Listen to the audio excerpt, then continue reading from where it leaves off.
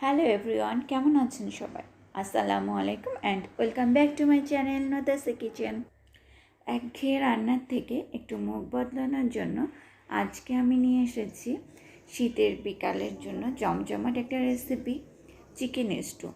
এটি কিন্তু খেতে ভীষণ মজা আর তেমনই সুস্বাদু, আর বানানোটাও খুবই সহজ। আশা করছি সবাই এটা তৈরি করতে পারেন। তবে আমি কিভাবে তৈরি করি চলুন দেখে নেওয়া যাক। চিকেন স্টু তৈরি করার জন্য আমি এখানে একটা মুরগি কেটে নিয়েছি, আর মুরগিটাকে হাড় সহ সব কিছুই নিয়ে নিয়েছি। এভাবে যেভাবে আমরা রেগুলার সাইজে রান্না করে থাকি সেভাবেই কেটে নিয়েছি। আর এর সঙ্গে কিছু সবজি ব্যবহার করব, সেটা আমি রান্নার সময় দেখিয়ে দেব। এখন একটা প্যান বসিয়ে দিয়ে তাতে তেল দিয়ে দিয়েছি 1 টেবিল চামচ। তেলটা গরম হয়ে গেলে এর ভিতর দিয়ে দিলাম 3 টুকরা দারচিনি, 3 টুকরা লবঙ্গ, 2টা এলাচ এভাবে মুখ ফেটে দিয়েছি, আর কয়েকটা গোলমরিচ দিয়ে দিয়েছি। এগুলো দেওয়ার পরে কিছুক্ষণ একটু ভেজে নেব, যতক্ষণ না এটার থেকে একটা সুন্দর ঘ্রাণ বের হচ্ছে। যখন এই মশলাগুলো থেকে একটা ঘ্রাণ বের হয়ে আসবে তখন এর ভিতর দিয়ে দিচ্ছি 1 টেবিল চামচের মতো রসুন কুচি।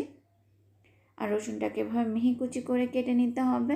কিছুক্ষণ রসুনটাকে নেড়ে চেড়ে নেওয়ার পরে এর ভিতর দিয়ে দেব কেটে রাখা পেঁয়াজ।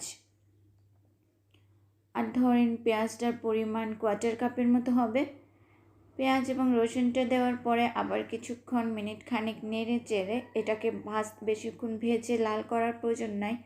আর এটা একটু নেড়ে চেড়ে নরম হয়ে গেলেই এর ভিতর আমি দিয়ে দিচ্ছি কেটে রাখা সবজিগুলো। এই রান্নাটা তৈরি করার জন্য মশলা কষানোর যেমন কোনো ঝামেলা নেই, আবার এতে খুব বেশি মশলাও ব্যবহার করা হয় না, তাই রান্না করাটা খুবই সহজ। পেঁয়াজ রসুনটা নাড়াচাড়ার পর এর ভিতরে আমি একে একে সবজিগুলো দিয়ে দিচ্ছি। প্রথমে আমি কিউব করে কেটে রাখা পেঁপেগুলো দিয়ে দিলাম 1 কাপের মতো। এরপর 2টো আলু এভাবে কিউব করে কেটে নিয়েছি পেঁপের সাইজে। একটা বড় গাজরকে আমি এভাবে গোল গোল করে একটু মোটা করে কেটে নিয়েছি। এই সব কিছু সবজি দেওয়ার পরে এটাকে আমি মিনিট 2-এর মতো ভেজে নেব।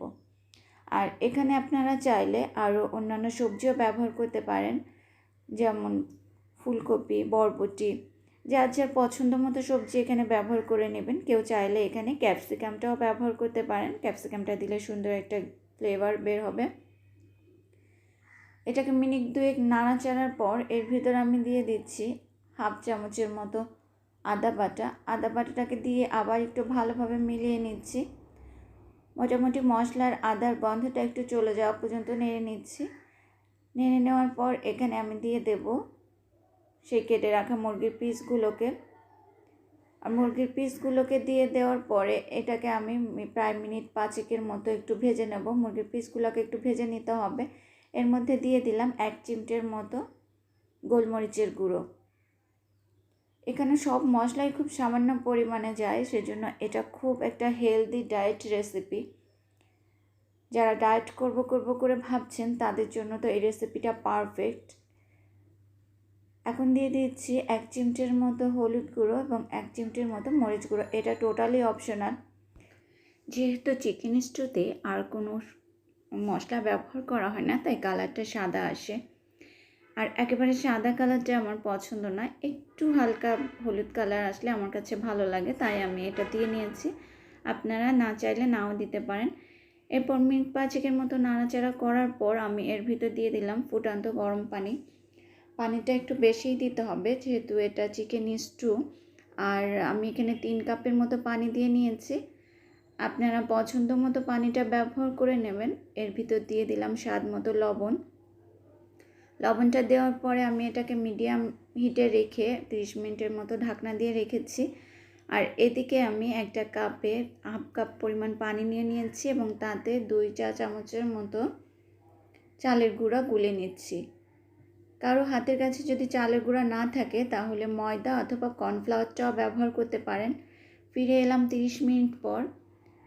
দেখতেই পাচ্ছেন চিকেন স্টুটা অনেকটা ঘন হয়ে এসেছে এবং একটা সবজি তুলে আমি দেখাচ্ছি সবজিগুলো সিদ্ধ হয়েছে কিনা।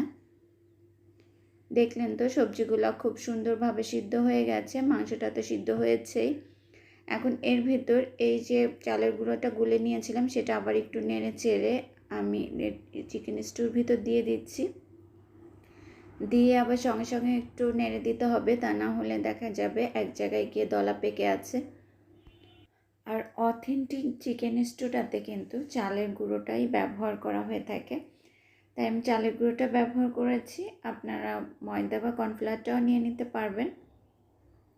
আর সব কিছু দিয়ে খুব ভালোভাবে একটু মিলিয়ে নিয়ে এর ভিতর সবশেষে আমি একটু দিয়ে দেব আবার 1 চিমটির মতো কালো গোলমরিচের গুঁড়ো। দেওয়ার পরে এটাকে 5 মিনিট আমি আবার একটু লো হিটে রেখে দেব। 5 মিনিট পর আমি ঢাকনাটা খুলে নিচ্ছি এবং আমার চিকেন স্টুটা কিন্তু একেবারে রেডি হয়ে গিয়েছে সার্ভ করার জন্য। এখন আমি চুলার ফ্লেমটাকে অফ করে দিচ্ছি।